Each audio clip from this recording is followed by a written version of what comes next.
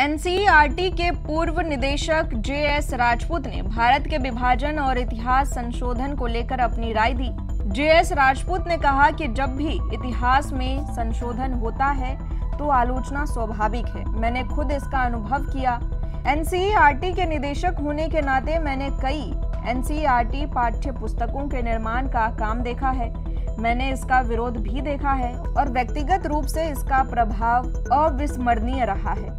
हमें याद रखना चाहिए कि 2004 में जब सरकार बदली तो उसने तुरंत हर सीबीएसई स्कूल में हम पुरानी पाठ्य पुस्तकें भेज दी और 1 साल के भीतर पूरे पाठ्यक्रम को नई पुस्तकों से बदल दिया गया। इतिहास परिवर्तन की प्रक्रिया जब भी होती है तो उसमें उसकी आलोचना होना एक सामान्य सी बात है।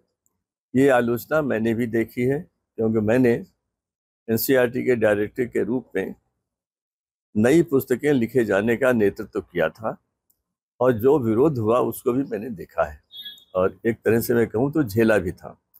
उसके बाद के परिणाम भी व्यक्तिगत रूप से मेरे लिए मैं कहूँगा अविस्मरणीय रहे हैं। देखिए, इस समय जो काम हुआ है उसमें हमें याद करना चाहिए कि 2004 में जब सरकार बदली तो उसने उसी महीने पुरानी किताबें ला करके हर सीबीएसई स्कूल में भेजने का निर्णय लिया और 1 साल के अंदर पूरा पाठ्यक्रम बदल दिया, किताबें दोबारा बदल दी और जब तक किताबें बनी तब तक पुरानी किताबें जो 70, 72, 75 में लिखी गई थी इतिहास की वही किताबें दोबारा ले आए। सारा देश जानता है कि इतिहास लेखन पर देश में 2 स्कूल हैं, एक है वामपंथियों का और दूसरा है बाकी लोगों का। ये है और इस सत्य को मानना चाहिए। इतिहास में जो एक ऑब्जेक्टिव दृष्टिकोण होना चाहिए वो दृष्टिकोण काफ़ी कठिन होता है। दुनिया के कई देशों में इतिहास को लेकर समस्याएं हैं, हमारे यहाँ भी है। हमारा जो इतिहास हम लोगों ने पढ़ा था या हमारे इसके 2004 के पहले तक पढ़ा, 2004 या 2099 तक पढ़ाया जाता था, वो वामपंथियों द्वारा पूरी तरह से आच्छादित था।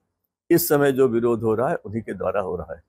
मैं इतिहास का प्रोफेसर नहीं हूँ, मैं फिजिक्स का प्रोफेसर हूँ जिसने शिक्षा में कार्य किया है पिछले 40 वर्षों से और अभी भी कर रहा है।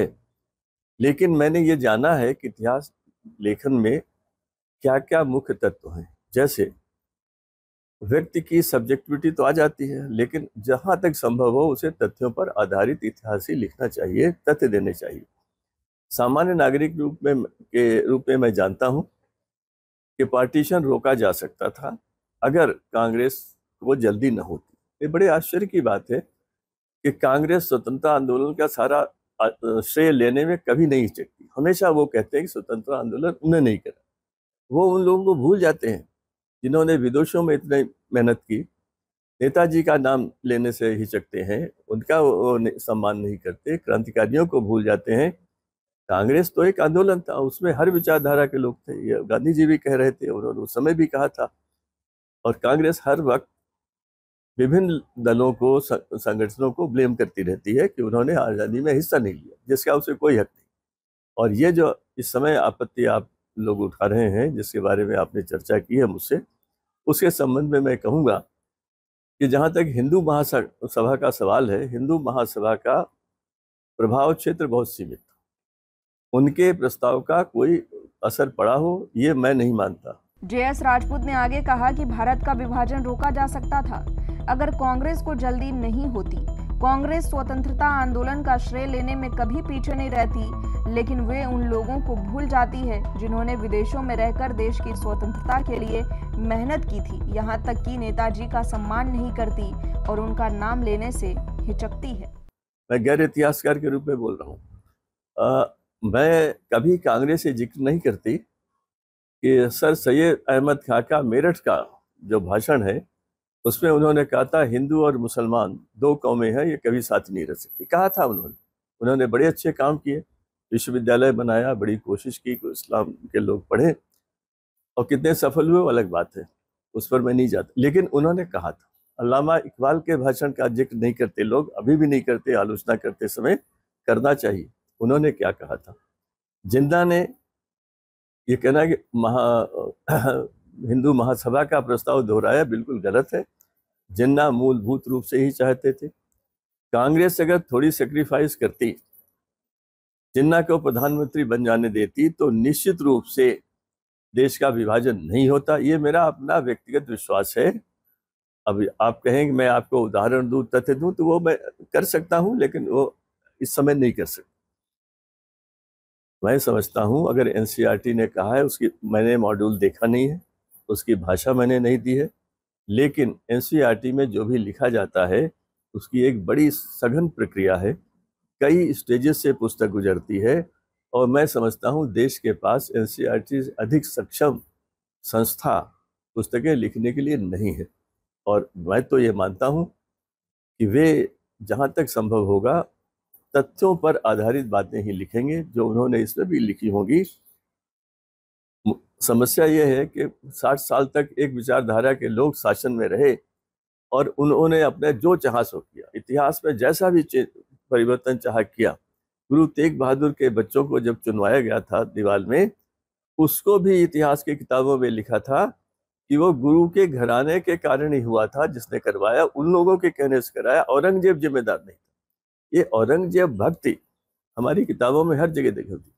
मैंने जो किताबें बदलवाई, उसमें किताब के एक पाठ में, संभवतः 11 या 12 की किताब थी, कक्षा 11 या 12 की, उसमें 2 चित्र थे। एक चित्र था गांधी का और एक था लेनिन का।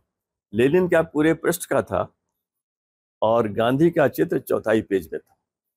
अब आप स्वयं सोचिए, या जो लोग सुन रहे हैं, देख रहे हैं, वो सोचे कि बच्चों के मस्तिष्क पर इसका भी तो प्रभाव पड़ता था।